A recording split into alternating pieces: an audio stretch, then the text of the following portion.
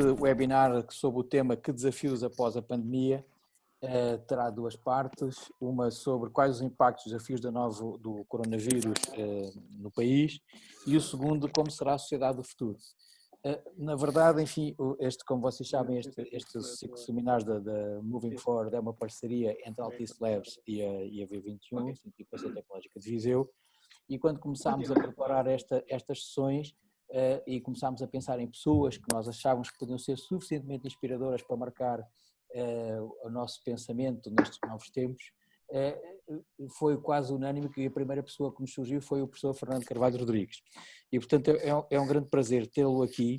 O prazer é meu. Porque, entretanto, na trajetória, além das coisas que eu pelo menos conhecia dele, como figura pública, e enfim, e acho que e os serviços que prestou ao país, o reconhecimento que temos da ciência, mas havia uma coisa que eu não conhecia toda, é que ele tem um profundo gosto pelo estudo das coisas das pandemias e influência das pandemias nas sociedades. E acho que é uma coisa muito interessante e tranquilizadora termos alguém que, sendo da ciência e que tendo, enfim, várias patentes e ser distinguido por ser um homem que vê à frente, tem um profundo conhecimento da história e, por outro lado, as ironias e a sua circularidade, porque estamos dentro daquilo que nós sempre aprendemos na história, que é a importância e o peso das pestes, das fomes, esperamos que não da guerra, nem da fome, mas estamos a lidar com a peste, com a epidemia, como sempre se lidou ao longo dos tempos, foi com o confinamento, não se chamava confinamento na altura, chamava-se quarentena, não é? Mas esta que nós todos também estamos a passar, mas nesta nova vertente, acho que ninguém mais inspirador que o professor Carvalho Rodrigues para dar o pontapé de saída nisto. Entretanto, só duas regras ou três que têm a ver com isto. Vocês sabem que nós gostamos de fomentar a participação e, portanto, nós gostávamos que depois da apresentação, vou passar a seguir ao Dr. José Couto, que vai fazer a apresentação do professor. O professor Carvalho Rodrigues vai falar durante 15 minutos e depois temos 10 minutos para perguntas e respostas. Como fizemos na outra sessão, vocês podem ir colocando as vossas perguntas no chat ao longo da intervenção do professor, mas depois teremos 10 minutos para oralmente trocarmos estas impressões. Depois da segunda intervenção do professor Carvalho Rodrigues, voltamos então a uma sessão de perguntas e respostas. Portanto, José Couto, passa então a palavra. Bom dia a todos. Bom dia. O Sérgio Lorga já falou sobre o professor. Realmente, o professor Carvalho Rodrigues é uma personalidade incontornável do nosso tempo e interessante porque é transversal a muitas gerações. Eu pelo menos habituei-me a ouvi-lo muitas vezes, ainda que de longe e com esta proximidade que é a televisão, mas cruzei-me com ele num seminário na Guarda e, portanto, percebi que esta transversalidade de várias gerações. A apresentação é sempre muito difícil, até porque quem leu o currículo do professor percebe que é esmagador, mas eu acho que a vou tornar fácil ao dizer que é um cientista no sentido que vale o conceito, no seu significado e significante. Mas, sobretudo, acho que é um pensador irrequieto e isso tem muita importância. Portanto, sobre este conceito de homem que procura refletir sobre o nosso tempo, e aqui o tempo é presente e futuro, que nos obrigamos a convidá-lo para esta nossa conferência. Por isso, obrigado, professor, por ter aceito. E porque é muito mais importante ouvi-lo e utilizar todos os minutos para o ouvir, passo-lhe a palavra. Bem-ajam. Muito bom dia. Bem-ajam por me terem convocado para este webinar entre o Altice Labs e a incubadora de Viseu. Tenho extremo gosto de estar aqui. Eu estou-vos a falar do interior de Portugal, Casal de Cinza. Estão a ver o meu escritório, a parte do meu escritório, e isto é a entrada da minha casa. Espero que um dia venham cá todos. Chama-se Casal de Cinza. Está do outro lado, é o Altice Lab em Aveiro e Casal de Cinza deste lado. que isto, estamos a juntar o país todo nestas estradas do tempo, que agora são pavimentadas em fibra óptica pela Altice, em tempos que hoje são de pandemia. Há 3 ameaças permanentes para a humanidade. Está-me a ligar que ela queria tirar umas dúvidas. As 3 ameaças permanentes para a humanidade são a fome, a peste e a guerra. De cada vez que se instalam, são sempre uma surpresa. E é sempre como se fosse novo. É sempre de surpresa. Em 2003, suponho eu, tivemos a SARS, a outra SARS.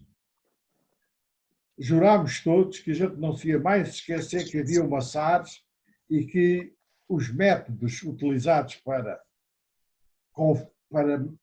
circunscrever a uma pequena geografia o SARS, nós não íamos esquecer e íamos aplicar para sempre. Chega dezembro, aparece um outro SARS e o que é que a gente faz? Grande surpresa em janeiro e fevereiro.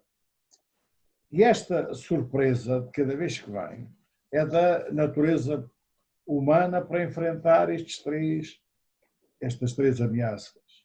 Embora o quarto cavaleiro do Apocalipse é um cavaleiro que monta um cavalo branco e sai sempre vencedor. Eu gosto de lhe chamar a inovação e a reinvenção das coisas. Também vai acontecer, desta vez como aconteceu nas outras todas.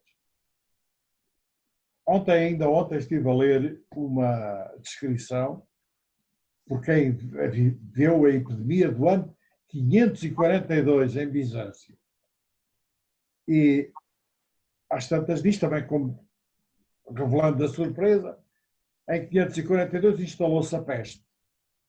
E depois acrescenta, durou como as outras todas, 4 meses, 3 meses de muito sofrimento. O que é que na altura se fazia? Na altura não se sabia que os vírus eram moléculas que só vivem, que andam à procura de nós para viver, ou de algum animal, que o contágio, a passagem das moléculas de umas para dos vírus, seja feita entre esses seres, não sabia que havia. Mas sabiam que as pessoas ficavam doentes. E o que é que as pessoas faziam que viviam em cidades? Fugiam. Fugiam por todo lado. Podem imaginar o sofrimento que hoje nós temos, quem nos traga água ao 13º andar das Torres das Amoreiras ou nos Aliados, ou por aquele lado. Na altura não havia, mas as pessoas fugiam. E esta dispersão era uma forma de não haver aquilo que hoje a gente chama contacto social. Não sabiam na altura que era isso, mas era isso que faziam. E por isso é que demoravam 3 meses. Porque às tantas também acontecia que a coesão da cidade era de tal maneira pequena que a autoridade, ou a Câmara, ou muitas vezes o Imperador ou o Rei, mandava chegar às portas, emparedá-las, e quem estava dentro da cidade ficava lá. Mas não havia nem redes de logística, de espécie alguma, e, sobretudo, não havia água, nem havia sanidade, cuidados de higiene. Até chegar à higiene do século XIX, a higiene pública, e haver pouca gente infectada, foram anos, milhares de anos até entender estas coisas. É um grande avanço da humanidade, esta coisa de termos descoberto a higiene pública e a higiene individual. E de termos, curiosamente, das últimas epidemias, esta, por acaso, é a terceira epidemia que passo. Houve uma que foi mais leve, a gente esquece delas. Eu nasci 20 e poucos anos depois da pneumónica. A pneumónica era uma história dos meus avós, que a minha mãe, mais ou menos, também, e o meu pai também falavam. Mas para mim, a pneumónica é uma coisa muito distante. O que para mim foi muito presente foi a asiática. A asiática que eu tive. Mas na altura da asiática já tinham aparecido os antibióticos. E muita gente esteve doente E claro que nos tempos da Asiática, que é 57, 58, agora não me recordo, mas é por essa altura, em Portugal ninguém podia morrer de epidemia. A estatística da Asiática é assim um bocadito mais ou menos.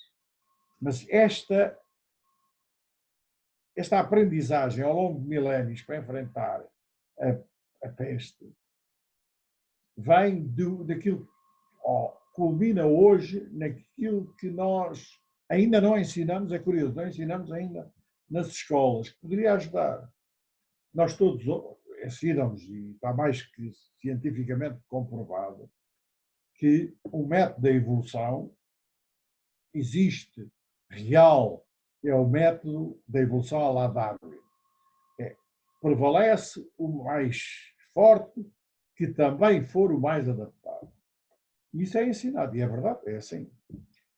Mas em 1902, houve um senhor chamado Piotr Alexeyevich Kropotkin, que escreveu um livro, que ele escreveu diretamente em inglês, que há uma tradução razoavelmente má em português na dicção brasileira, mas é único. E não se percebe. O que o Kropotkin diz é uma coisa que nós estamos hoje a fazer aqui. O que fazemos na parte do mundo que está a sobrepor-se à epidemia, a esta epidemia. E que é o seguimento do título do livro. O livro chama-se Mutual Aid, Ajuda Mútua. E o que esse livro diz Darwin está mais que cientificamente provado. É de 1950. Mais que cientificamente. Agora, também é verdade que uma espécie, qualquer espécie, tem tanto mais sucesso quanto maior for a capacidade dos seus seres individuais cooperarem entre si. Porque existe um método de evolução muito mais avançado que o método de evolução à la Darwin, que é o método da evolução pela cooperação. E é isto que nós somos capazes de fazer. É as pessoas da logística, a logística imensa, para nós estarmos a queixar-nos de estar confinados. Andem um século e meio para trás, andávamos a fugir para os campos, não tínhamos que comer, não tínhamos nada distribuído, nada. Mas a evolução de cooperação levou-nos até aqui. Ensinamos Kropotkin? Ainda não. Mas pode ser que seja uma coisa boa desta epidemia. A gente passa a ter consciência que há uma evolução, há um método de evolução mais avançado que o la Darwin, que é a la Kropotkin. E depois ficámos todos fascinados com um filme fantástico que é A Brilliant Mind, Uma Mente Brilhante. A figura principal desse filme existiu. Chamava-se John Forbes Nash. John Forbes Nash. Era matemático, tinha a medalha Fields da matemática e era foi prémio Nobel da Economia. E esse senhor, em 1950, descobriu o equilíbrio de Nash. Descobriu o equilíbrio de Nash provando pela coerência do sistema de matemática que o levou até ao fim. E o que é que diz o equilíbrio de Nash? O equilíbrio de Nash diz: prevalece o que for mais adaptado à la Darwin e o que for mais altruísta. E isto é curioso. Isto é o equilíbrio de Nash. É o mais preparado e o mais altruísta. E por isso não se estranhem que todos os grandes milionários tiveram um sucesso fantástico, especialmente americanos, que têm a legislação para isso, que tiveram um sucesso fantástico, portanto, mostraram ser muito adaptados à la Darwin e também à la Kropotkin, porque organizaram a vida de milhões de pessoas, no final se tornem grandes altruístas, porque instintivamente a gente sabe e matematicamente está provado que prevalece quem for o mais cooperante, o mais adaptado às circunstâncias. E agora, um exemplo que todos temos agora na cabeça foi não há muito tempo, portanto é capaz de estar na memória toda, houve uns campeonatos de atletismo e houve um dos atletas que ia ganhar e viu o outro a desfalecer e renunciou a ganhar para levar o outro até à meta, amparou o outro até à meta.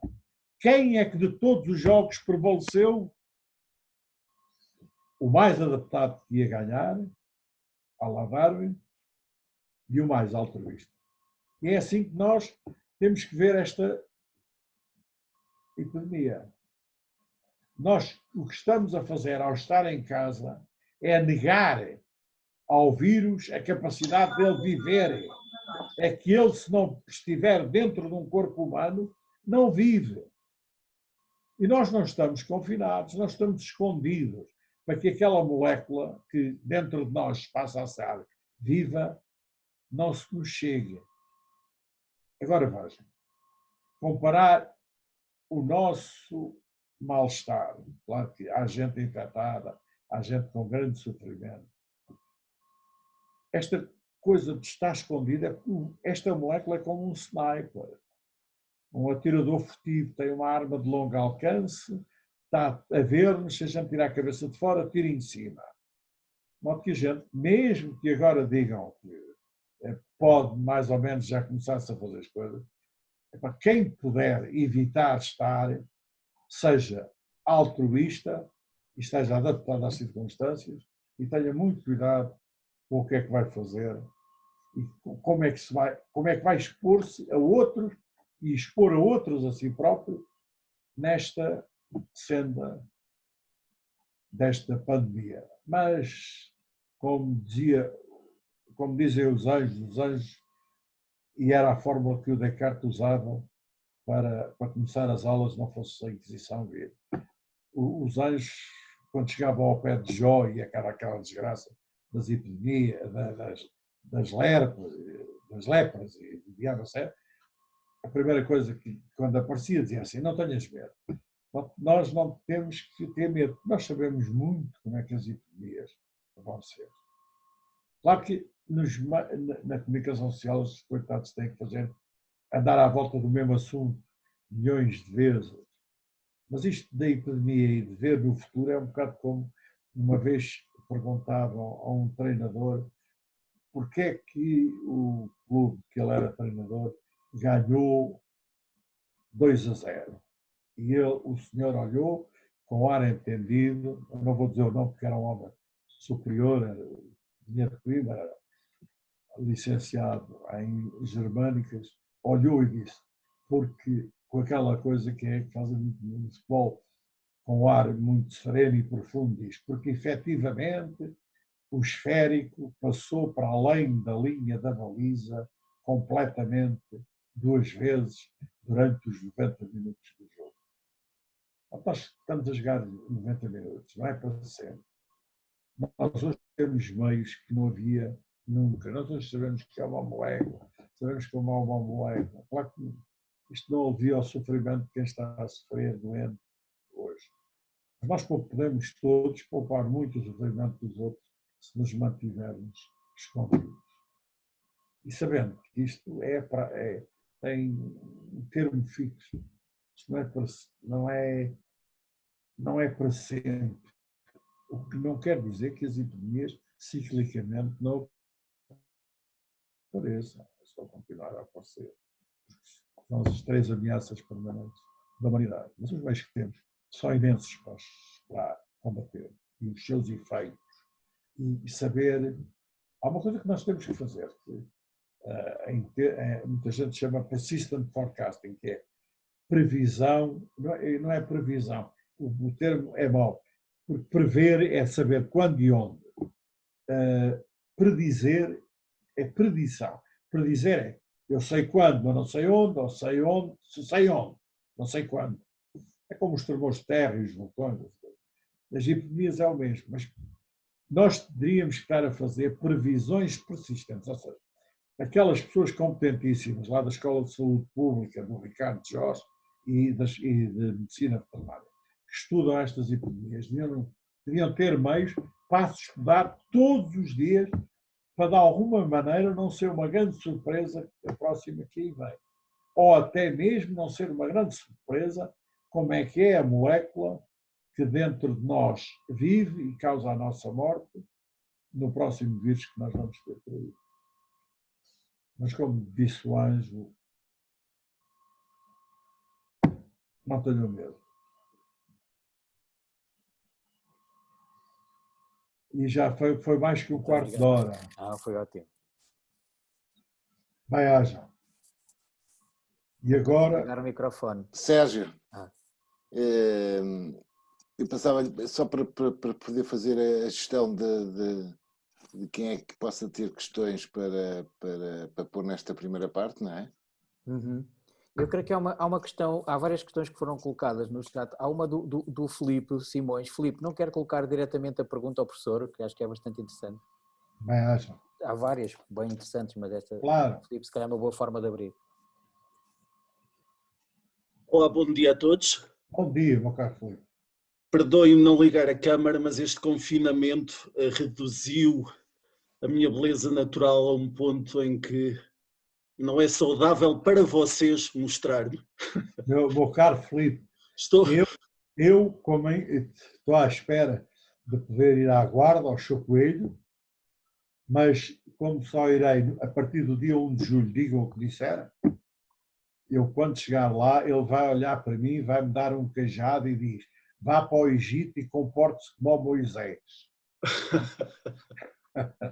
Meu caro Filipe, estamos todos assim. Bem, ainda assim decido. Pá, meu caro Filipe, está excelente. Acho que era desagradável não... Pá, excelente, pá. O professor mais uma vez não desapontou, esteve à altura das expectativas na sua análise. Eu não conhecia o Kropotkin. Pois não, ninguém conhece. Mas ainda bem que há alguém a desfazer o mito de Darwin, porque realmente se isto é só para os mais fortes, nós um bocadinho menos estamos, e perdoem uma expressão, tramados. Mas o que eu queria perguntar-lhe era se antes de ensinar Kropotkin nas escolas, se não devia até o professor eventualmente fazer uma pequena palestra na União Europeia, atendendo a que essa mutual aid que o Kropotkin defendia não está simplesmente a acontecer, não é? E a minha pergunta é, isso não poderá levar a uma degradação do que é esta nossa união e voltarmos então aí sim ao Darwin e à prevalência dos povos mais fortes, nos quais infelizmente Portugal ainda não se encontra? É essa a minha questão. Muito obrigado. Bem-aja pela sua pergunta, meu caro Filipe. Eu não sei porque é que, passados 120 anos, sobre a descoberta, porque o que o Kropotkin fez foi descobrir um método de evolução. O método de evolução à la Darwin existe. Só que quando se escreve as equações de matemática da evolução à la Darwin, que existe e está comprovada, a espécie morre. Porque às tantas muda a adaptação, o mais forte vai à vida e foi tudo à vida. A descoberta de que há um método de evolução mais avançado, ou para as espécies mais avançadas, que é o método da cooperação, esse é que não é ensinado de todo. Eu não me fico admirado que as pessoas em Bruxelas, os nossos dirigentes, não saibam da existência deste outro método. Porque nunca lhes foi ensinado, e nem é ensinado, nem é curricular. Não há tradução, se alguém me tiver a ouvir, porque ele escreveu em inglês, ele nem escreveu em russo como foram tudo o que ele escreveu. Ele, desta vez, escreveu direto em inglês. Mas não é... E depois, o Teorema de Nash, que é uma descoberta da matemática, é 2 e 2 são 4 e isto está metido dentro do universo, é uma chave, que isto é um mistério, 2 seja o que for, mais 2 seja o que for, são 4 seja o que for. E cada vez que há uma descoberta que é feita pela coerência dentro de um sistema de matemática, é porque é mesmo verdade. E o equilíbrio de Nash, prevalece o mais adaptado e o mais altruísta, isso nem sequer é ensinado e tem 70 anos essa descoberta. Enfim, as pessoas de matemática fazem o equilíbrio de Nash na teoria dos jogos, mas nunca tem aderência depois às coisas da vida. Mas a gente sabe que isto tem aderência à vida. De modo que, se alguém, agora lembrei, se calhar seria uma coisa boa para a V21 pegarem cópias do Mutual Aid e mandarmos a todos os comissários. Eu pago metade dos livros para se mandar aos comissários e dizer: façam o favor de estudar Kropotkin. Obrigado, professor. Eu, por acaso, acho que até há uma versão livre na internet, estava agora a pesquisar e depois ali as notas de lado. E há em português? Não, penso que sim, já vou ver. Não, eu em português eu sei, há um grande amigo meu que é casado com uma senhora russa e que me fez chegar a tal tradução em português. Eu se calhar agora aproveitava, desculpe, professor, aproveitava, o Jorge Silva tem também uma questão que colocou no chat, se calhar valia a pena introduzi-la. Pode ser, Jorge? Pode ser? O José Couto. Bom, Jorge, bom dia, professor. Bom dia. Bom dia, professor Carvalho Rodrigues. É um prazer imenso vê-lo. As últimas vezes que o vi foi na televisão e, portanto, é sempre uma altura, vê-lo nesta altura é um gosto ouvi-lo e com muita admiração sempre. Bom, mas o professor, teve uma carreira académica brilhante, participou em muitos projetos. Ainda ontem comentava com um filho meu, o professor Carvalho Rodrigues, nós às vezes chamávamos que era o pai do satélite português. E aquilo que me preocupa, ou me fez fazer esta pergunta, tem a ver com aquilo que dizia justamente que nós precisamos de inovação e reinvenção para combater estas três grandes ameaças que nós temos.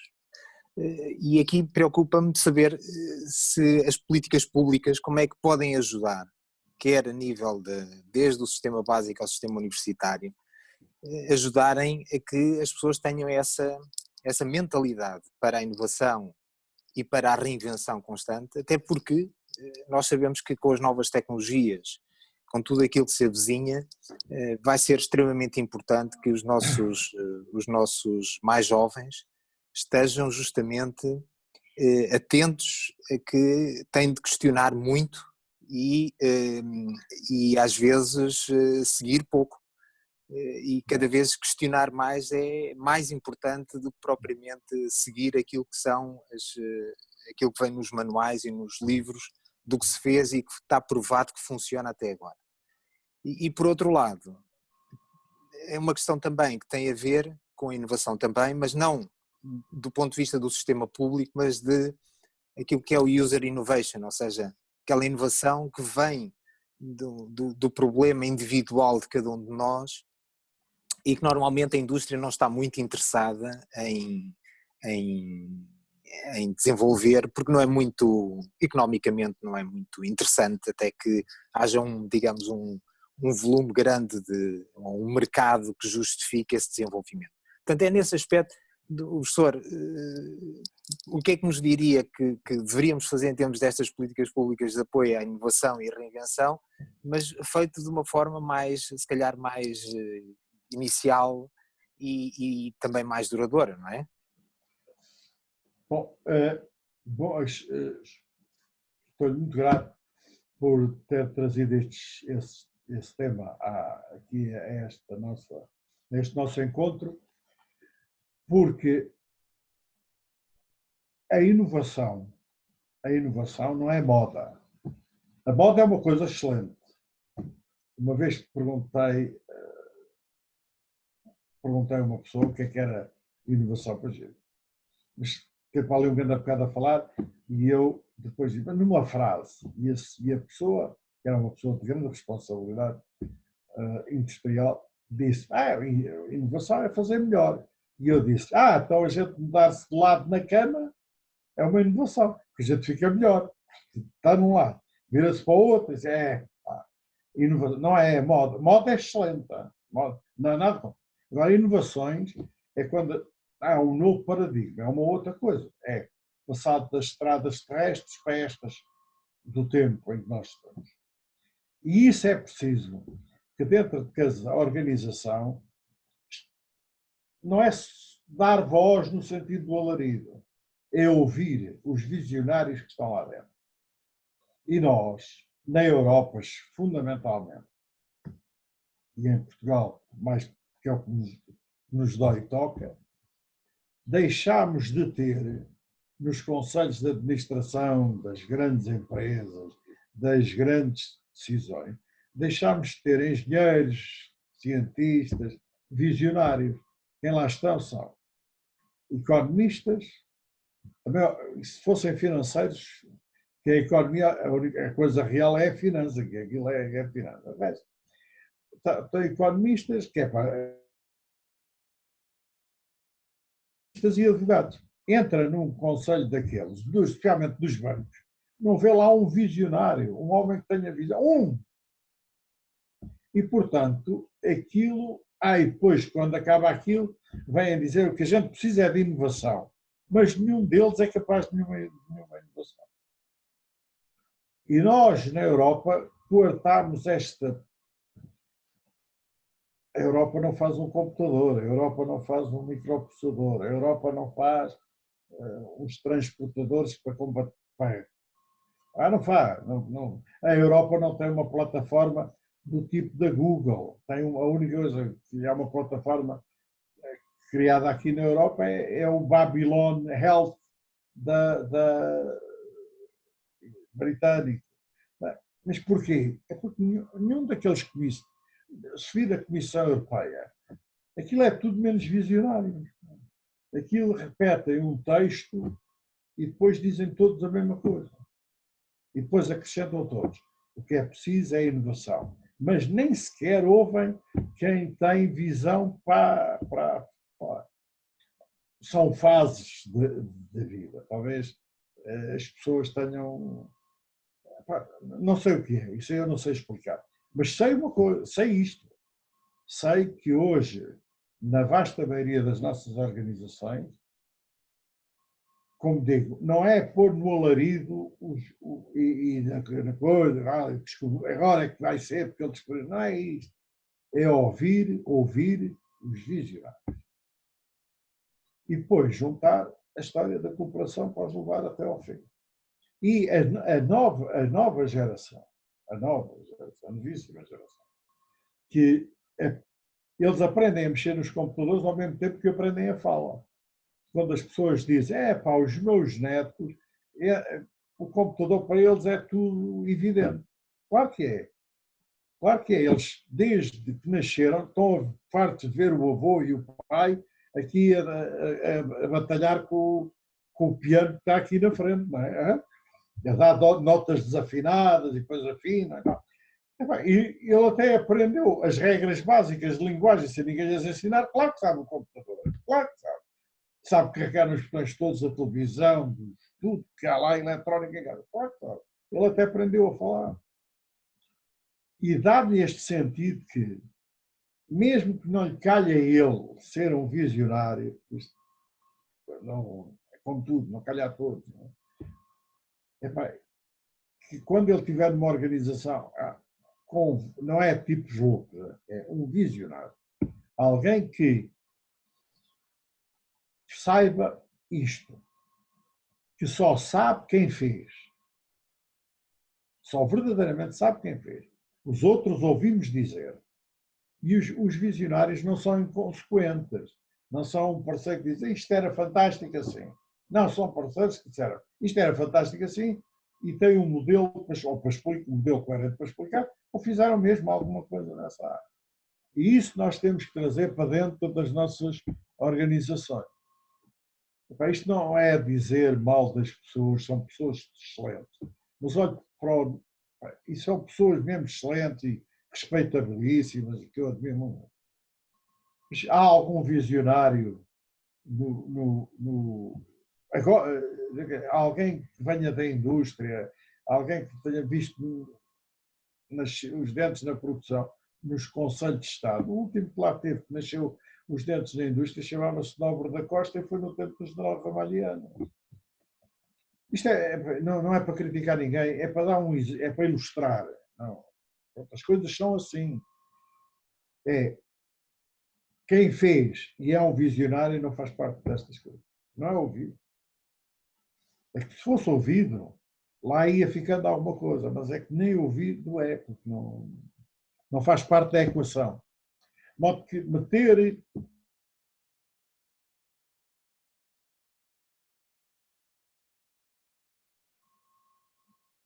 vai-haja para a pergunta. Professor, só Alcino Lavrador, uma nota positiva. Primeiro, dentro do DNA que o nosso fundador nos transmitiu. Mas isto isso aí é uma. Exatamente. Nós construímos em Portugal. Aveiro. E a instituição que o meu amigo dirige é a exceção que confirma,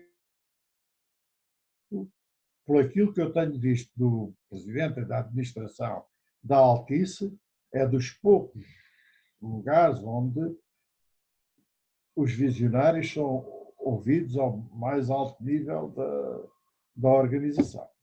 Mas não é, há de concordar comigo que não é a vossa atitude não é cultural, no sentido que dentro do vosso laboratório e da vossa organização isto é cultural. Agora, na vasta maioria não é cultural. Sim. Mas eu intervim, era para lhe fazer uma pergunta. Mas tenta dar. Agradeço também as suas palavras. A minha pergunta não tem que agradecer. Era uma coisa que valia a pena todos nós repetirmos como um exemplo, que é uma organização onde os visionários são ouvidos. Pode não haver alarido, pode não acontecer logo que as pessoas têm a visão, mas são ouvidos. Mas a minha pergunta era, não será a ignorância a pior das pragas, tal como temos visto em alguns políticos que governam o mundo? Eu não resisto. Meu caro engenheiro, eu estou muito de acordo, estou mesmo de acordo com o que acaba de dizer, mas eu vou ilustrar isto com uma anedota que tem a ver agora com o vírus também, e que me chegou há dias e que eu acho com os bonequinhos do Charlie Brown. E dizia ao Charlie Brown para um dos outros personagens: tu sabes, a humanidade toda é muito inteligente. E diz-lhe o outro: pois é, mas a maioria é assintomática. Está tudo dito. Bom, isto é ignorância. E depois diria à minha avó, Joaquina Vasca, aqui de Casal de Cisa, e normalmente a ignorância é muito atrevida. Também. E confunde então uma coisa que nós na engenharia sabemos confundem ter ouvido dizer por saberem. Exatamente. Mas só ouviram dizer. Porque nunca fizeram, não sabem.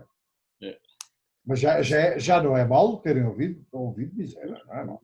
Mas agora, tomar o ter ouvido dizer como é assim, é disso que a gente tem que sofrer isso todos os dias, não é, meu caro engenheiro?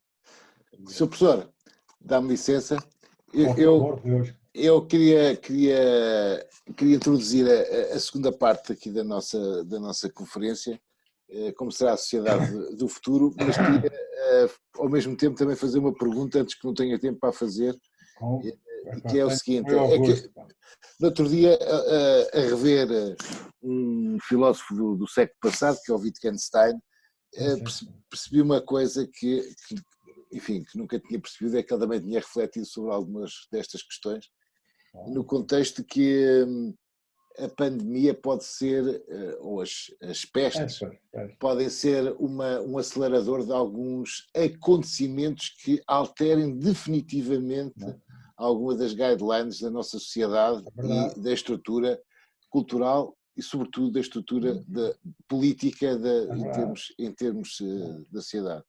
E nós temos aqui um novo acontecimento, que é uma coisa que é do nosso tempo, mas já vem há muito tempo fazendo um caminho, que é a questão da tecnologia, que agora todos achamos que tem um novo quadro, referência, que é a indústria 4.0 e é que a digitalização, mais do que tudo, a digitalização da nossa vida, não é? E, portanto, o que é muito importante. Mas a questão é saber, enfim, voltando um bocado aqui ao Wittgenstein, o que é que isto pode ter alteração do ponto de vista da nossa estrutura ética, isto é, do que é o ético, não é? Porque os conceitos éticos também têm tido evoluções, claro.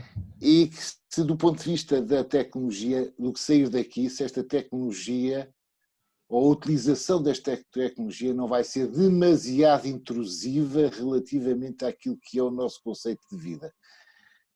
Não sei se me fiz explicar, mas acho que... Muito claro. Acho que esta segunda parte poderá responder a estas questões, Espanhol. Bem-aja. Estou muito grato por me terem introduzido num caminho que tem a ver o que é que vai acontecer depois. De cada vez que nós somos confrontados com uma das ameaças, como peste e guerra, nós queremos e fazemos uma tentativa de uma coisa, que é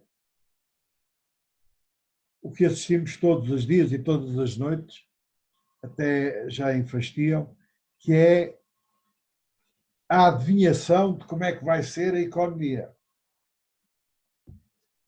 E o que acontece na economia é que nós somos capazes de ter uma teoria económica e ter, com muita probabilidade, por uma probabilidade bastante certa.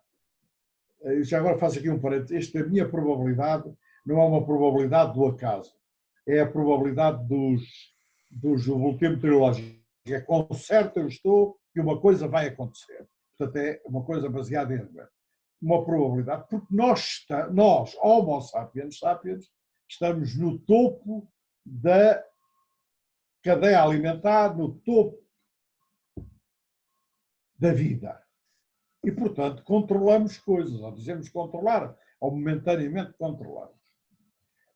Nos tempos de epidemia, fome, peste, fome e guerra, há uma outra coisa que se nos sobrepõe. No caso desta pandemia, quem está no topo do comando da vida chama-se SARS, não sei quê. De modo que nós temos um modelo para a nossa economia, e o que é que vai seguir a seguir, hoje é estar a atinar no impossível. Era a mesma coisa que os meus cachorros, o Farrusco e o Valentim, querem ter uma teoria económica. Eles têm a economia deles. Só que a economia deles é a economia deles com produto convolucionada com a minha. Portanto, eles não são capazes de fazer uma teoria económica. Neste período. A seguir a este período, temos os mesmos princípios que tínhamos antes, porque voltámos a estar no topo da pirâmide de controle das nossas coisas. Claro que não podemos continuar a fazer a trajetória de consumir, consumir, consumir até ao sumiço. Tem a mesma raiz, consumo e sumiço, tem a mesma raiz. Não podemos fazer essa trajetória. Mas podemos fazer aquilo que fizemos. O que é que temos que fazer agora? Agora é como se fosse uma caixa preta. Entra sinal, sai sinal. O que está lá no meio é a caixa preta. O que é que temos que fazer?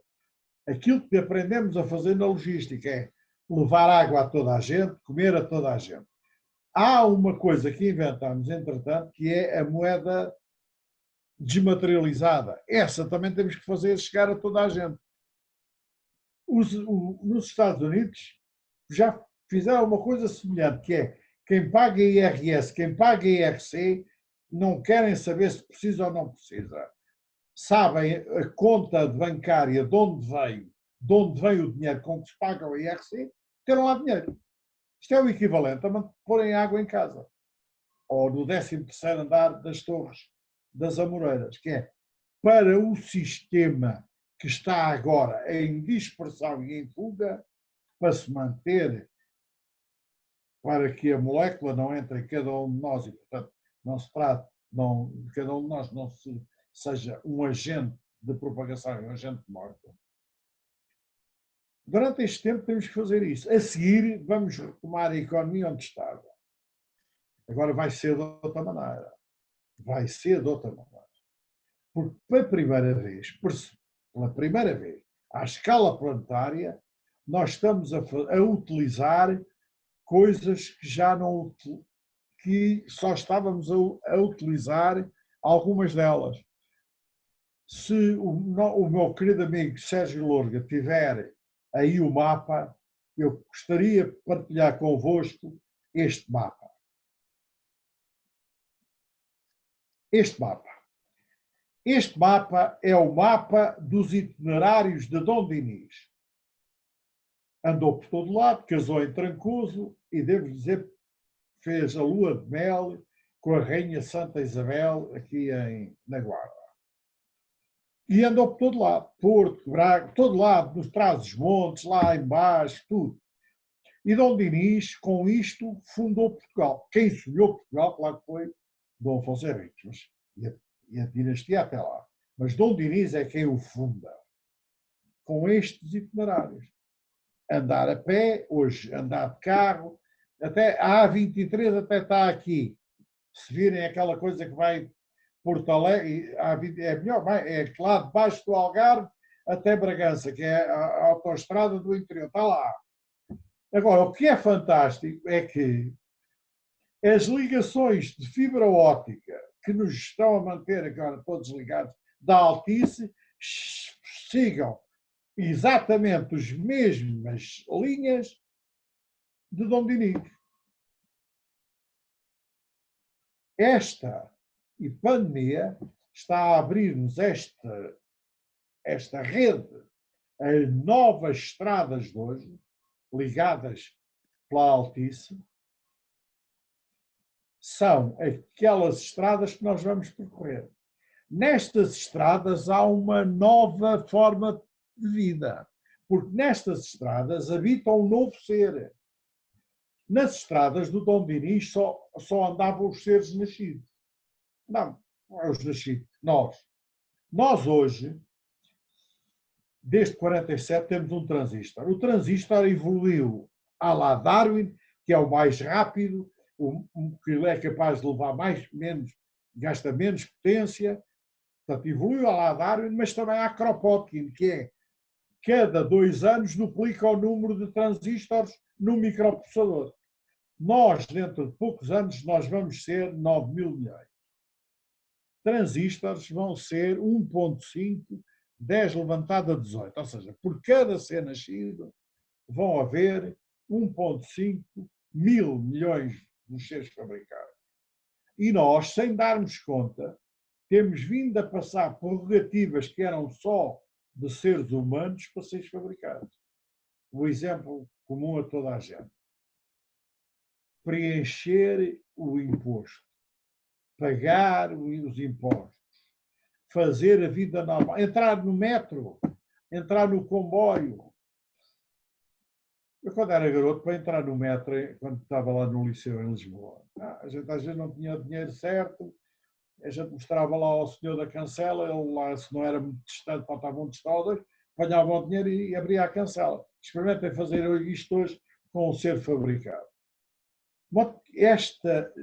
Esta coisa do ser nascido e ser fabricado é um novo ser que apareceu. E nós temos um fluxo de consciência. O ser fabricado tem outros, mas tem um fluxo de consciência. Por exemplo, nós não somos imunes, nós somos imunes a não saber completamente a verdade. Somos uma probabilidade. Em 1931 foi descoberto que, mesmo em aritmética, a gente pode chegar a proposições sobre as quais válida, mas não é possível saber se é verdade, se é mentira. Nós não sabemos.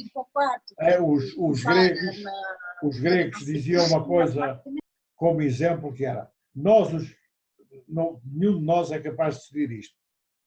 Eu só digo mentiras. É verdade ou é mentira? A gente ri-se e continua. Mas um ser fabricado, se eu só digo mentiras, é uma frase completamente válida. Completamente válida. Agora, sobre a qual a gente não é capaz de decidir. Se eu meter isto, se o computador chegar a uma proposição válida, sobre a qual não é capaz de decidir se é verdade ou mentira, para. É a grande vulnerabilidade deles, aliás. Quando isso acontece, nós estamos metidos em alguns sarilhos. O que é que fazemos? Desligamos o computador. Aliás, eu peço-os para irem até à net ver o YouTube, ver gravações do que aconteceu na Bolsa em Nova Iorque no dia 26 de maio de 2010. Foi os 6 fabricados que tomaram conta da Bolsa. E em 20 minutos destruíram 70% do valor em Bolsa. 70%. O que é que fizeram? O que a gente faz sempre que o computador pendura. Desligaram os computadores, tiveram ali meia hora e puseram tudo como estava antes. Nós temos que aprender como é que é esta consciência dos 6 fabricados e ter um grande debate na sociedade como é que isto vai ser. Porque há coisas engraçadíssimas. Eu fui criado aqui em Casal de Cisa. Bem, em Casal de Cisa não havia privacidade. Nas aldeias não há privacidade. O terror dos garotos, quando era garoto, e era uma coisa que me fazia uma grande confusão. É quando eu fazia uma asneira, as neiras de garoto, quando fazia uma asneira, quando chegava à casa já sabiam.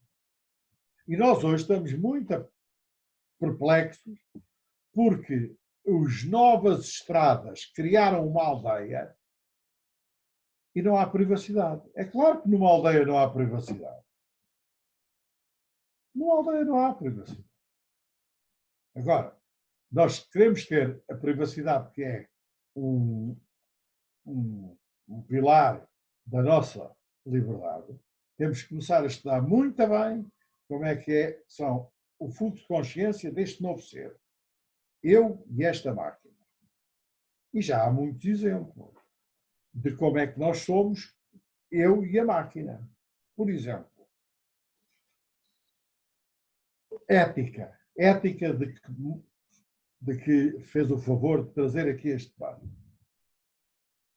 Ética é uma coisa bastante complexa. Eu um dia perguntei a um colega de Cambridge, agora me esqueci, uma senhora, isto é ética, é tão rebarbativo, diga-me lá o que é ética. Se quer saber qual é a sua ética em termos práticos, é muito simples. O que é que você faria, o que é que o senhor faria, se fosse invisível e invencível? Isso é a sua ética. E ela acrescentou, não diga a ninguém porque é melhor ninguém saber. Se a gente fosse invencível e invisível. E temos o exemplo do que isto é. As pessoas, a vasta maioria das pessoas, pela ignorância que o nosso engenheiro Alcino aqui trouxe, por trás de um teclado e de um ecrã, julgam que são invencíveis e invisíveis. E agora olhem para o Facebook e para o Twitter e não podem esperar outra coisa.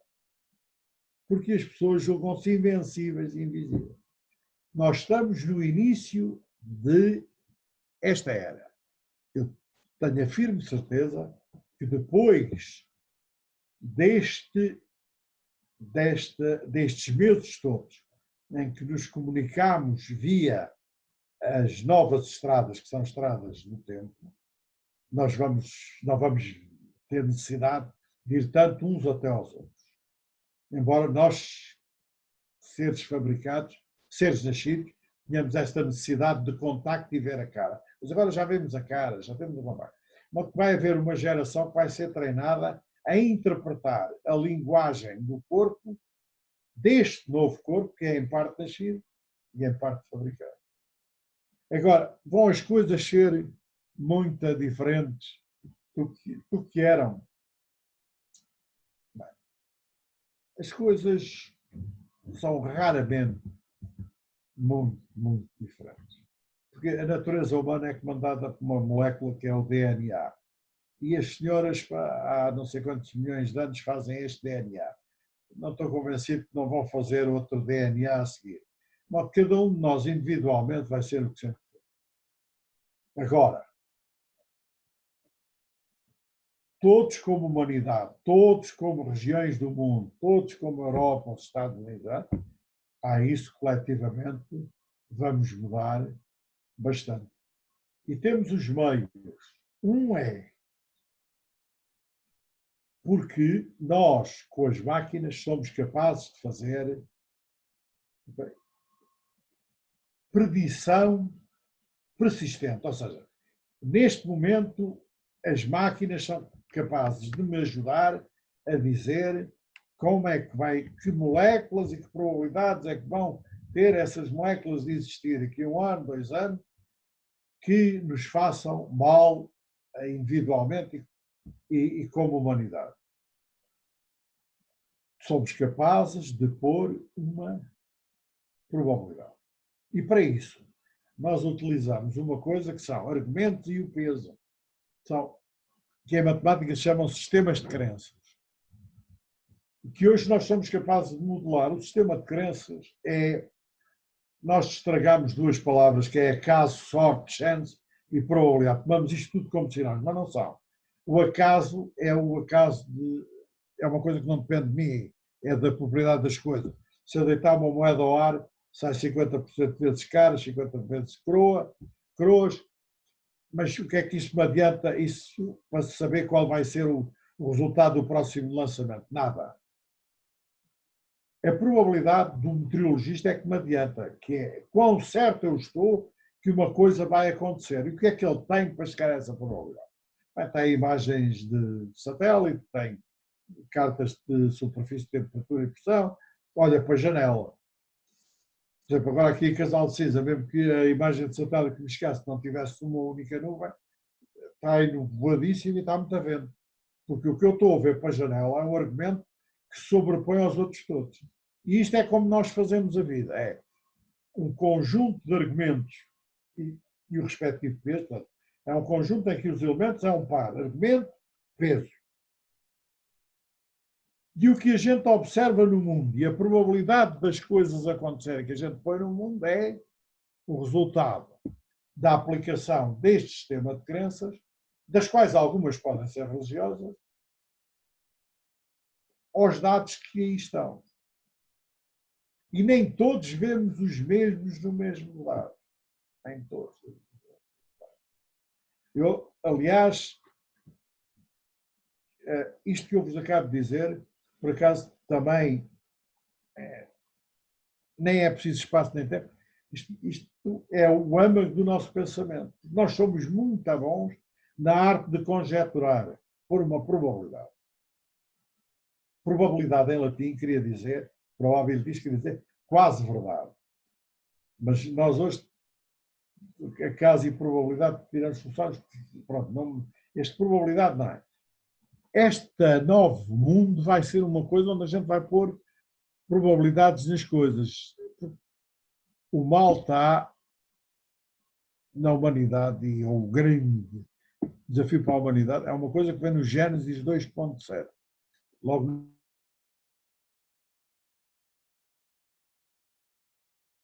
certo por serás.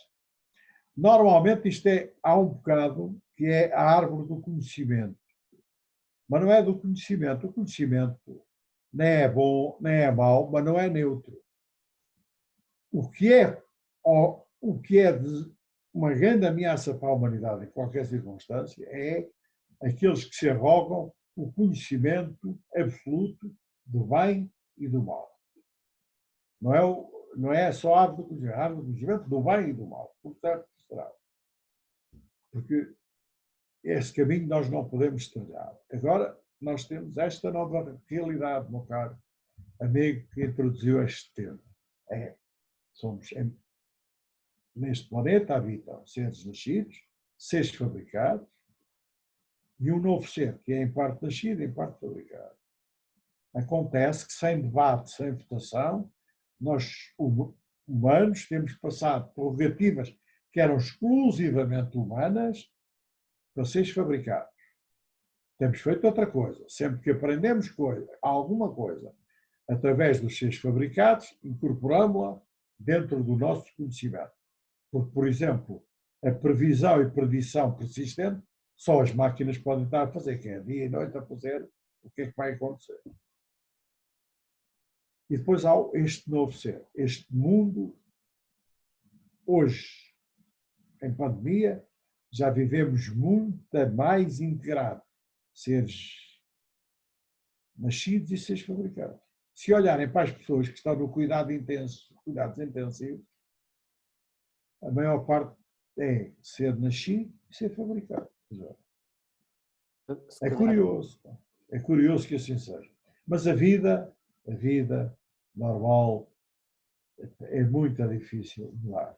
Agora, como vamos fazer a vida, aí temos aí um novo instrumento e bendita a hora que se juntaram aqui à Altice e Viseu para fazer esta oportunidade que todos temos. E já falei muito. Penso que agora estava também, ainda temos tempo, penso eu, Sérgio, para podermos receber algumas questões, 2 ou 3, que pudessem ser, para podermos fechar aqui esta nossa sessão. Eu convidava quem quisesse pôr algumas questões. Sérgio, podia... Não, acho que há uma questão que já vinha do painel anterior do Paulo Margaça. Paulo, não queres colocar a questão, se faz favor? Bom dia a todos. Bom dia, Sr. Professor. Obrigado pelo seu tempo. Tinha só 2 questões, vou tentar ser simples para não perdermos tempo. Uma é, hoje em dia falamos muito desta dicotomia e da relação com a economia com a saúde, e digamos como é que estes 2 mundos que estão obviamente ligados, como é que poderíamos aumentar a cooperação nesta nova década ou neste futuro mais próximo? Esta era a primeira. E a segunda pergunta era, e já abordou um bocadinho agora na sua última exposição, em concreto, como é que acha que este período vai mudar a forma como nós trabalhamos num futuro mais próximo? Obrigado. Eu é que agradeço, meu caro José. Um grande abraço. Se calhar juntava só mais uma pergunta e depois o professor respondia, então depois, e passávamos depois para o encerramento. Há uma pergunta do Jorge Silva, tem a ver também com a dimensão ética que falava, nomeadamente esta possibilidade de nós usarmos os dados para termos um controle mais eficaz dos mecanismos de propagação do vírus e depois a lógica que tem a ver com a proteção dos dados e da nossa individualidade. Juntava só uma outra dinâmica que acho que o vírus, por um lado, tirou do debate por um tempo, mas acrescentou uma enorme capacidade de evidenciar que é o nosso impacto na área da sustentabilidade. Portanto, o seu conceito, que eu sei que é caro, que é o contador entrópico, que se fosse agora ligado, mostraria que, enfim, esta pausa que os seres humanos fizeram no seu processo acelerado de globalização, se calhar fez um bocadinho bem ao ambiente e isso vai poder ser medido. Portanto, Portanto, depois da sua intervenção, então se calhar passávamos ao Alcino Lavrador para encerrar. Calma, porque eu não resisto a pôr uma questão, só aqui para complementar. Eu acho que há aqui uma questão que tem a ver com a tecnologia. Há um homem que atravessou o outro século e vai continuar a atravessar este século com o seu pensamento, que é Keynes. E Keynes, além do economista, aliás, como todos os grandes economistas, era também pensador e aquilo que a gente costuma dizer que é um filósofo. E é muito estudada a teoria de Keynes em termos económicos, mas do ponto de vista da sua filosofia, daquilo que escreveu à volta do mundo e da forma como vivemos, é pouco estudado. Mas Keynes dizia que há um valor que tem atravessado séculos e séculos, que é o valor até judaico-cristão, não matarás. E não matarás tinha um valor, teve um valor que atravessou enfim, e não matarás tinha um valor antes da Primeira Guerra Mundial, passou a ter um valor depois da Primeira Guerra Mundial e depois da Segunda e por aí fora. E hoje dizia o Keynes que não matarás tinha um valor para aquilo que tinha comida em cima da mesa e para o que passava fome, porque o que passava fome provavelmente tinha que matar para comer. E aqui, nesta questão da saúde, para ligando esta questão da saúde, a tecnologia vem-nos dar também outro valor, que é não matarás, mas vais escolher entre aquele que é mais fraco e que tem mais probabilidade de viver e o que pode sobreviver. E a máquina diz-nos que ajuda à decisão, porque o algoritmo diz-me que aquele pode ter mais capacidade de viver do que o outro. E, portanto, o médico tem aqui uma questão, o decisor tem uma questão aqui ética e que foi aligeirada, porque não matarás é alguém que aparece num quadro de que a decisão dele é mais fácil. É que entre aquele e aquele a máquina escolheu alguém. E, portanto, é esta questão ética, este novo conceito que aparece ligado a uma tecnologia e, portanto, que subverte muito dos nossos valores. Era um bocado esta ligação também, acho que era importante fazer. Bem hajam para as perguntas todas. Eu vou ver se consigo lembrar-me delas à medida que vou falando. Eu vou começar por esta última. O não matarás é algo que é permanente e faz parte do Código de Sobrevivência, quer a Darwin, quer a Kropotkin e mesmo no Equilíbrio de Nash. E o que acontece é que se o Keynes tivesse vivido hoje, tinha que escrever os 10 mandamentos para um ser que é em parte nascido e em parte fabricado. É que o que o Keynes escreveu é só para o ser nascido. Os seres fabricados têm outra filosofia, porque têm um fluxo de consciência. Este computador sabe nós não sabemos o nosso estado cerebral. Sempre que a gente, cada vez que visse o IRS, tinha logo uma dor de cabeça. Mas não tem. Não tem. Não é? A gente ficava, uma dor de cabeça. Não é? Quando chegado a julho, leva ali uma pancada, não é? O corpo todo devia achar, mas não, vem pelo ser fabricado. Porque os seres fabricados, há quem estude e é uma nova coisa. Depois há outra coisa que é ser nascido e fabricado, que é o caso do ventilador. O caso do ventilador leva-me ao grande problema do design que eu ando a escrever. Eu vou apresentar isto um dia destes no IAR, um dia destes. Depende da minha talha, como se diz. Que é este. Isto vai demorar um bocadinho, esta resposta, mas fácil. Quando se descobriu a máquina a vapor, começou-se a estudar como é que a energia andava de lá para outro. E às tantas, começou a ter-se a noção de calor. E calor é muito assim. Calor é uma interação, não é energia nada. É. Eu tenho um corpo quente, tenho um corpo mais frio, junto os dois e o calor passa do corpo quente para o frio.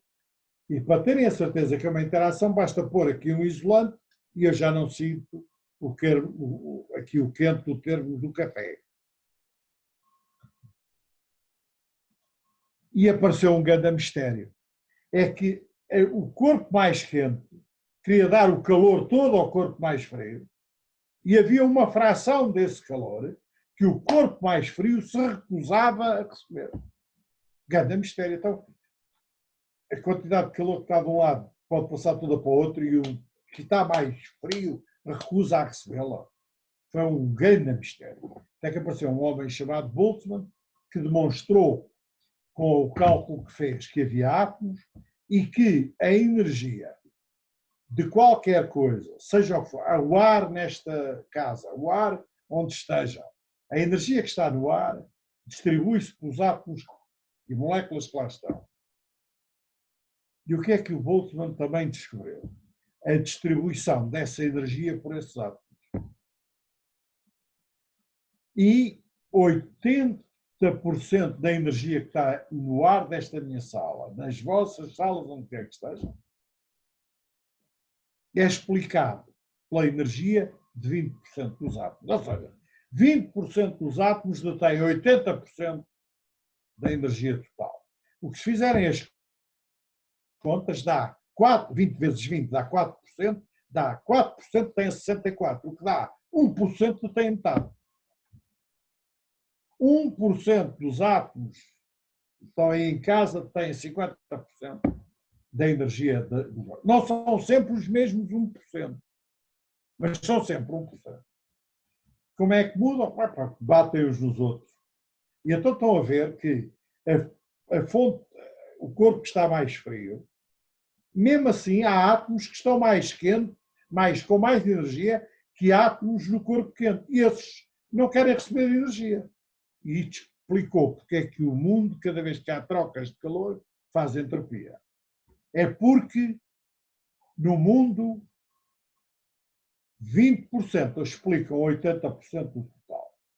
Depois apareceu o Pareto, fez estudo da propriedade agrícola em Itália.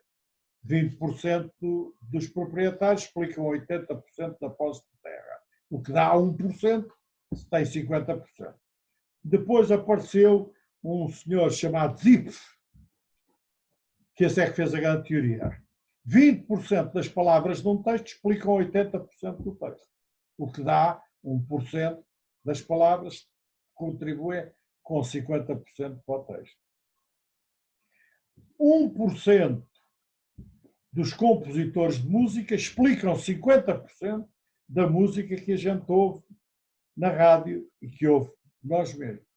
1% dos pintores explicam 50% da pintura que nós vemos. 1% das páginas da web explicam 50% das páginas da web que a gente vê. Ou seja, a vida e as coisas da vida, da economia da vida, distribuem-se pela exponencial. E nós queremos ter justiça social. Porque, sem querer, temos alguns lampejos do Kropotkin. Mas temos um problema terrível. É que o que nós temos como método para fazer este equilíbrio é igual ao handicap do hipismo e ao handicap do golfe. Quando se começa a jogar golfe, a gente tem um handicap de 28. Portanto, pode jogar com um parceiro que joga muito bem, porque ele tem que dar menos 29 pancadas que eu. Portanto, o que é que a gente faz nos impostos? 10 uns, sobe outros, e aquilo fica ali mais ou menos nivelado. Mas o 1% dos muito ricos e 1% dos completamente destituídos nem tocados são.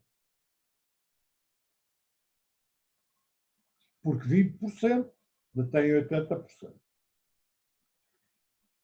E isto é muito curioso, porque estes 20% dos que detêm 80% da riqueza do mundo, que dá 1% que detém 50%, não são sempre os mesmos. São sempre 1%. Como é que fazem as grandes mudanças políticas? Alguém na exponencial, um grupo, começa a garantir aos que nada têm que quando eles substituírem um 1% que têm tudo, eles que não têm nada vão ficar melhor. Quando chegam lá a 1%, fica tudo na mesma. E é isto que são o grande desafio da humanidade. E tem uma medida. É resolver o problema do 20-80. Nós temos que o resolver. Porque isto é que faz a guerra e a fome, é isto. Porque, como há na introdução o exemplo agora do ventilador, o 1%, no dia em que tiver o primeiro sintoma que está infectado pelo vírus, sabe o que é que faz? Compra um ventilador lá para casa. E se souber com antecedência, paga a um rapaz ou uma rapariga paga a um jovem capaz de ensinar a medicina para ir lá trabalhar como ventilador para o resto da vida. E ele paga. Este mundo é muito desigual, mas dentro... Isto do Boltzmann é matemática pura, portanto, isto está construído dentro do universo. Nós temos que resolver o problema do 2080. E isto aplica-se a todas as questões que me puseram agora. Eu não era para dizer isto hoje, nem para dizer que... Porque isto é que é o grande design social, é ser capaz de resolver este problema do 2080. A iminência de uma guerra hoje é muito grande. Porque até há pouco tempo, no contexto das nações, 1% era os Estados Unidos e mais a Europa e o resto, boa noite, não é? Se for os 20%, metia a Rússia. Mas hoje não, hoje tem muitos candidatos. Tem, apesar de tudo, tem a Índia, a China, o Brasil, não é? Porque vão ser sempre 20%. Não são é sempre os mesmos. Como é que mudam os 20%? É para sempre com um conflito, ou uma revolução, ou uma guerra. Eles vão ser sempre 20%. Não vão ser sempre os mesmos. Mas nós vivemos hoje num momento de grande transição. Porque anda muita gente a querer, muita gente, andam alguns que podem a ser candidatos aos 20%, aos novos 20%. Mas se a gente todos souber isso, por isso é que eu tenho que publicar isto depressa. Se a gente todos souber isto, pode ser que a gente, pelo menos, saiba que temos um grande problema e que ele está dentro desta coisa que é o universo. Por isso é que, se virem a maior parte dos poemas, dos grandes poemas, é sempre sobre uma luta terrível entre os elementos, entre as coisas, certo? Porque isto gera um conflito permanente. Os atos não estou a dizer à pancadaria para ver quais são os 20% que têm 80% da energia do nosso ar. Mas este é o problema geral, como eu o vejo. E suponho que, quando olharem para os números, se vocês forem à net e fizerem distribuições ZIP, é um nome bom para gato. Se tivesse um gato, chamava-se ZIP. É um Z, um I, um P e um F. 1%, seja do 1% dos autores escritos explicam 50% do que a gente lê. É o que quiserem, porque isto está metido dentro do universo, como o Boltzmann descobriu faz agora 150 anos. E também esta coisa dele ter descoberto que cada vez que há uma transformação, há um bocado de entropia que cresce, também não é cultural. Mas há. Este mundo, e esta descrição, suponho que engloba todas as perguntas. Se a gente tiver em cima disto, esta coisa que é, nós hoje coabitamos a nosso espaço entre seres nascidos, seres fabricados, estou a falar dos transistores, e seres que são em parte nascidos e partes fabricados.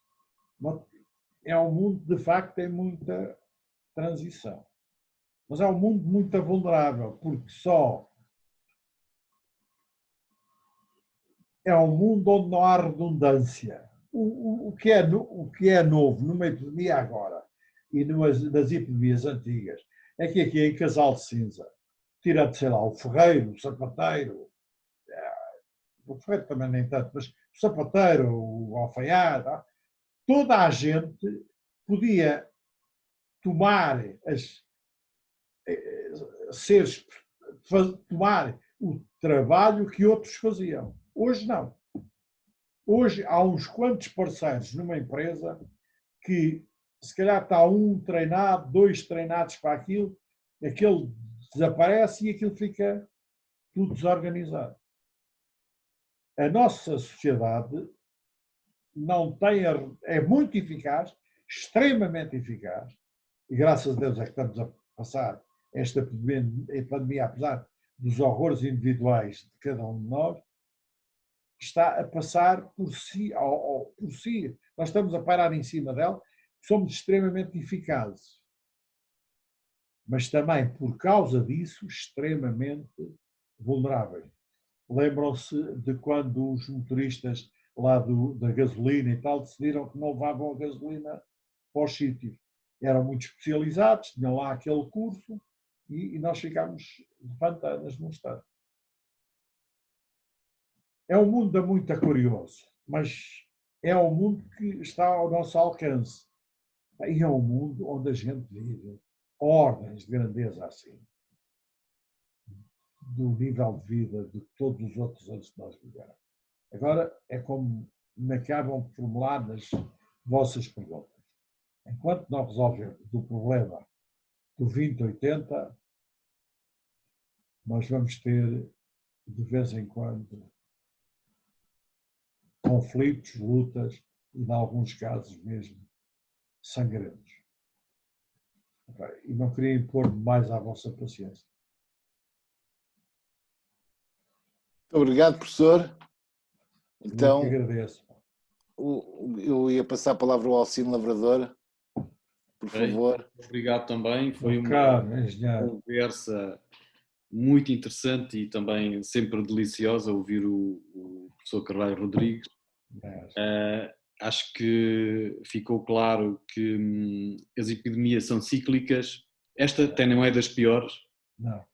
O problema é que a nossa perplexidade é de estarmos a viver num século XXI, um mundo que nós achávamos tecnologicamente mais avançado, quase que não podia haver, e ficamos impotentes perante um micro-organismozinho, não é? Uma molécula que quando entra para dentro de nós, vive. Exatamente, e portanto é esta a nossa perplexidade, porque epidemias houve, haverá e por aí fora, não é?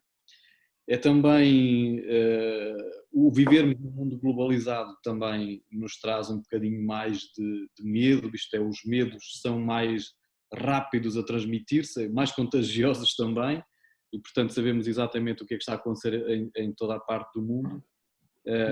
Se me der licença, só ponha um parênteses. E depois a televisão mete-nos esse medo para a boca abaixo, porque para encherem 2 horas de televisão com o medo, têm que estar durante 2 horas a falar daquele medo. Sim, se falassem só 1 minuto ninguém ligava. E de facto era o que merecia, mas pronto, estão a fazer o spin à volta daquele medo. Claro. Também verificamos que precisamos de visionários não só nas empresas, mas visionários nos políticos, na União Europeia, enfim, alguém que nos indique o caminho, que tenha uma visão para qual o caminho a seguir e para onde e quais os obstáculos que devemos desviar, dos quais nos devemos desviar. As ligações de fibra óptica são hoje os caminhos e as estradas no meio deste confinamento em que parece que estamos todos afastados uns dos outros, mas acabam por ser os meios que temos para nos aproximar ainda e, portanto, nem tudo progresso é mau. E coabitamos nesta pandemia com seres fabricados, seres nascidos e seres que são partes nascidos e partes fabricados. Estes seres fabricados que vão ganhando alguma consciência, o que também leva a outras discussões e outros dilemas. E também um dos problemas que nos afetam hoje é a ignorância escondida atrás de seres fabricados. Isto é, usamos as máquinas para esconder a nossa ignorância, para não termos que pensar. Sobre a questão de quanto diferente será depois desta epidemia, nós percebemos que o DNA leva muito tempo a mudar, portanto as coisas não serão muito diferentes, mas podem ser diferentes em alguns aspectos, uma vez que coletivamente aprendemos alguma coisa, sempre aprendemos alguma coisa, e também as máquinas com a tal percentagenzinha de consciência nos podem ajudar a fazer melhores previsões mais persistentes e assim levar-nos, precaver-nos com probabilidades de que as coisas aconteçam numa determinada altura e preparar-nos melhor para elas. Esta pandemia aparece também num momento particularmente complicado, que é um momento de transição no equilíbrio das forças geopolíticas, os tais 20-80, os tais 1% também, e portanto tudo isto não é só uma pandemia, é uma pandemia no meio de um caldeirão de coisas que está a acontecer. E é isso tudo que fazem desta pandemia diferente das que foram anteriores. Eu espero que todos aprendamos e estejamos preparados para enfrentar as novas, porque elas vão surgir mais uma vez. E é isto. Bem-aja. Palavra para o professor. Muito obrigado pela sua disponibilidade, é sempre um prazer ouvi-lo e obrigado também a todos os participantes. Só posso dizer algo que a minha avó diria a todos, que era a fórmula de dizer por aqui em Casal de Cesa, que é bem-ajam, bem muito. Bem-ajam, bem muito. Obrigado, professor, por ter estado connosco. Eu é que agradeço.